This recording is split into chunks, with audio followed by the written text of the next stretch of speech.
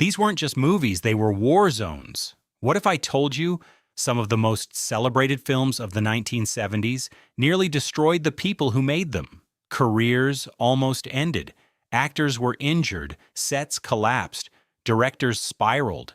Tonight, we're pulling back the curtain on 10 legendary films that became absolute nightmares to shoot, productions so chaotic they should never have survived.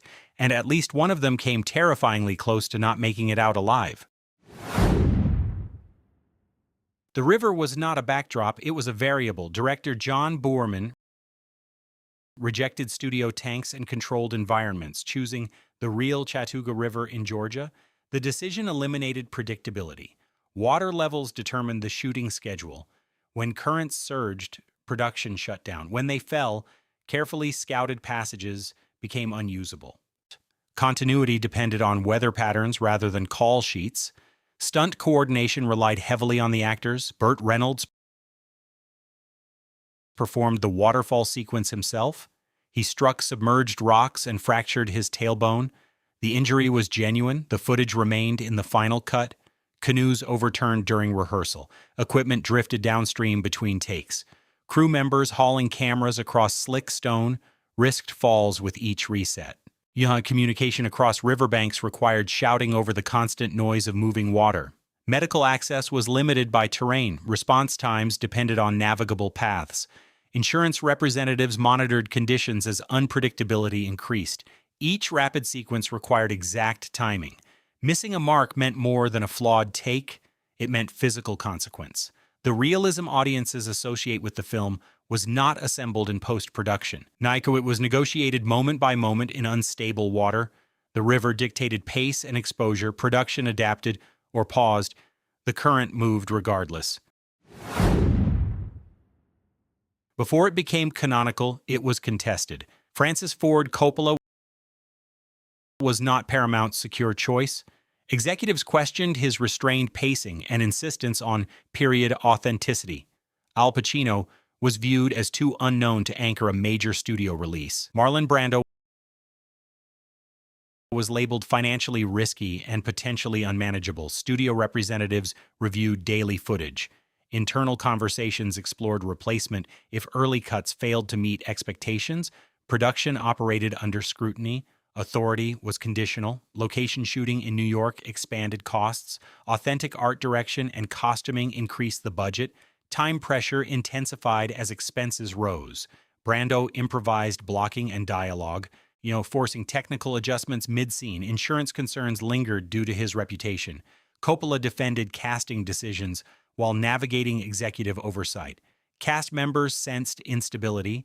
Careers were tied to outcomes. Performances carried professional consequence beyond the script. In retrospect, the film appears inevitable. During production, it was not. Creative vision and studio control remained in negotiation until completion. And one altered decision, one replacement, could have redirected the trajectory of American cinema. Stability arrived only after release.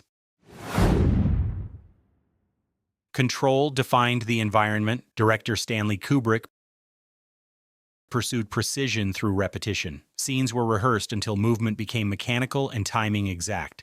Blocking, framing, and camera placement took precedence over spontaneity.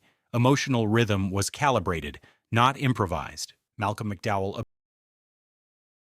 absorbed the cumulative strain. During the Ludovico treatment sequence, metal clamps were used to keep his eyelids open. Though medical supervision was present, the procedure caused temporary corneal damage. Lubricating drops were applied between takes, and filming continued under discomfort. In a separate underwater scene, a malfunctioning breathing apparatus disrupted airflow, creating a brief but serious safety concern. Resetting equipment required careful adjustment before shooting resumed. Fight choreography demanded repeated falls onto hard surfaces.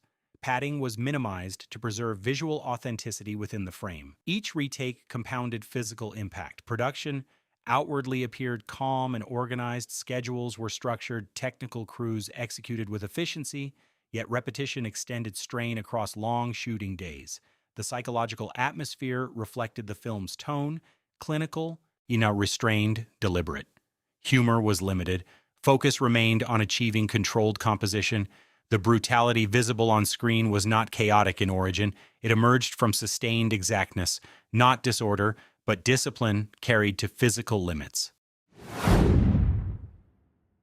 Environment became obstacle. Director William Friedkin selected remote jungle locations in the Dominican Republic and Mexico to preserve authenticity. Access roads deteriorated under heavy rain. Humidity corroded equipment. Electrical systems failed during tropical storms. Cast and crew contended with illness, including infections and exhaustion.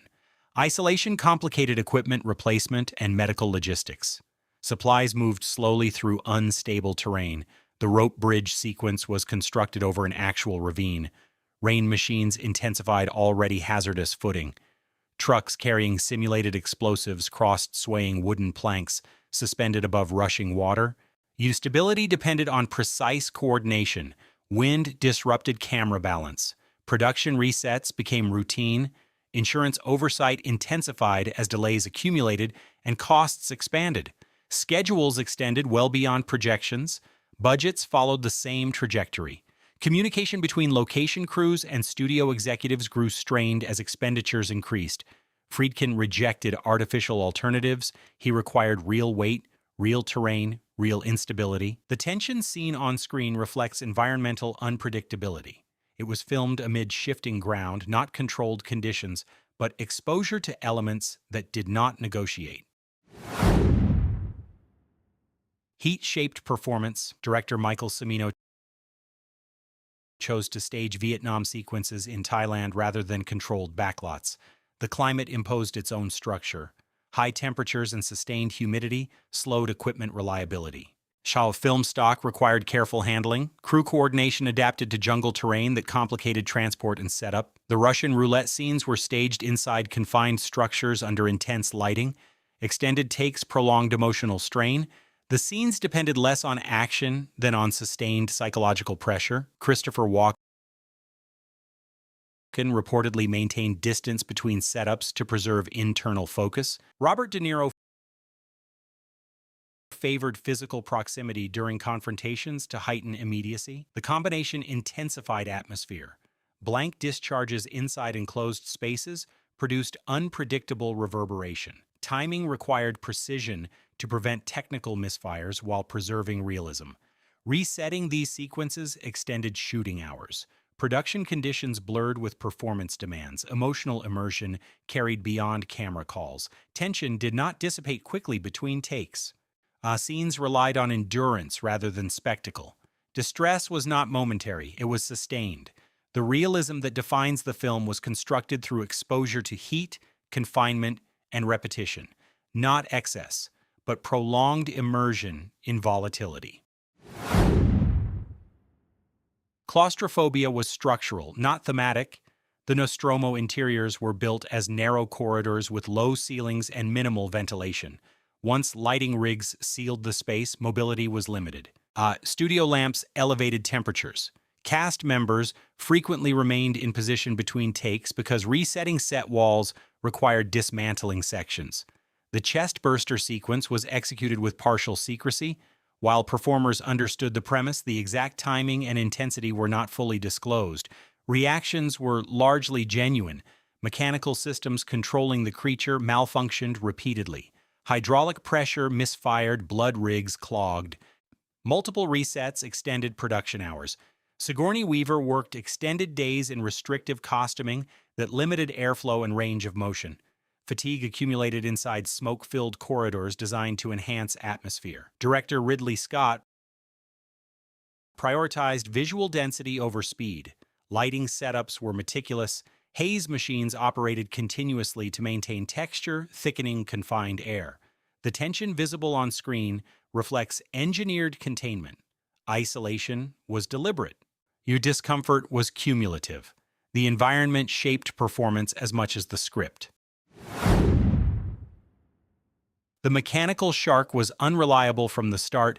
Nicknamed Bruce, the full-scale pneumatic model was designed for controlled water tanks, not the Atlantic Ocean. Saltwater corroded wiring and internal components. Pneumatic systems jammed. The shark frequently sank before cameras rolled. Repairs became part of the daily routine. Engineers worked on floating platforms while cast and crew drifted offshore. Director Steven Spielberg had planned a relatively contained schedule. Instead, open ocean shooting eliminated environmental control. Weather shifted without warning, swells disrupted camera stability, wind interfered with sound recording, passing boats drifted into frame, forcing resets, equipment required waterproof redesign mid-production. The shoot expanded from roughly 55 days to more than 100. Costs escalated accordingly. Studio confidence wavered. Trade publications speculated about a financial failure. Spielberg, still early in his career, absorbed the pressure. Scenes were rewritten to reduce reliance on the malfunctioning shark. Suspense emerged from absence rather than presence. Music, editing, and reaction shots replaced mechanical visibility. Cast members waited for extended periods as technicians recalibrated equipment between takes. Momentum slowed. Morale fluctuated. The ocean did not adjust to production demands. What appears today as disciplined restraint was, at the time, enforced adaptation. The film's tension was born not from convenience, but from malfunction. A fire destroyed most of the McNeil house interior set during production. Only Reagan's bedroom remained intact. Reconstruction delayed filming and extended the schedule. Mechanical rigs designed to simulate violent movement malfunctioned repeatedly. During one harness pull, Ellen Burstyn sustained a spinal injury when tension exceeded expectation. Her reaction, captured on film, remained in the final cut. To achieve visible breath in exorcism scenes, temperatures inside the bedroom set were reduced to near freezing. Cast members delivered extended dialogue under physical strain. Cold became part of performance. Director William Friedkin employed abrupt sound cues, including off-camera gunshots, to provoke authentic reactions. The method heightened realism but intensified on-set tension. Production delays, injuries, and unrelated deaths among individuals connected to the film later contributed to widespread unease surrounding the shoot. Whether coincidence or perception, atmosphere shifted. The film's realism did not emerge from accident. It was constructed through mechanical risk, environmental discomfort, and psychological pressure, not chaos for spectacle, but strain applied with intent. The production did not descend into chaos gradually. It began there. The Philippines location shoot faced immediate instability. Typhoon Olga tore through the region, destroying major set constructions, including large portions of the Kurtz compound. Production halted for weeks. Rebuilding consumed time and budget simultaneously. Insurance negotiations became part of daily operations. Midway through filming, Martin Sheen suffered a heart attack. Shooting paused while his condition stabilized. Schedule projections shifted again. Marlon Brando arrived without full preparation for scripted dialogue. Scenes were restructured around improvisation, lighting strategies were altered to accommodate last-minute adjustments. Creative adaptation became necessity. Helicopters leased from the Philippine military were periodically withdrawn for active combat operations. Aerial sequences were delayed unpredictably. Availability depended on national priorities, not production calendars. The budget doubled. The timeline extended beyond a year. Director Francis Ford Coppola assumed significant personal financial risk to maintain continuity. Isolation intensified pressure. Weather remained unstable. Creative direction evolved under stress. Completion was not assumed, it was achieved. The film's descent into narrative disorientation mirrored the environment in which it was made.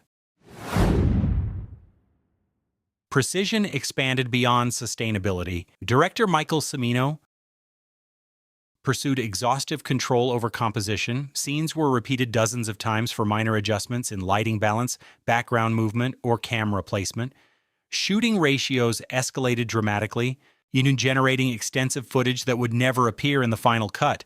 Time was spent refining details often imperceptible to the audience. Large-scale frontier sets were constructed in Montana with meticulous period detail. Streets were built, then dismantled and rebuilt when alignment failed to meet revised specifications. Architectural elements were modified mid-production. Set dressing expanded. Scope widened. Schedules extended well beyond original projections. What began as a controlled production evolved into a prolonged shoot measured in months beyond expectation. Budgets increased accordingly, drawing intensified scrutiny from executives at United Artists. Studio oversight tightened as daily costs accumulated. Cast and crew worked within an environment defined by duration rather than efficiency. Momentum slowed as retakes multiplied. Confidence at the executive level weakened as expenditures rose without clear containment. So, though the film premiered in 1980, much of its instability unfolded during late 70s filming. Financial exposure reshaped internal risk assessment models across the industry. The project became emblematic of ambition exceeding institutional tolerance. It marked not simply a difficult production, but a turning point in how studios evaluated creative authority against fiscal control. They became legends, but legend is what we call survival after the damage is done. Behind the awards, the box office numbers and the cultural impact were flooded sets, collapsing budgets, broken bones, creative battles, and productions hanging by threads. The 70s gave us masterpieces. It also gave us proof that sometimes greatness is born not from control, but from chaos that almost wins.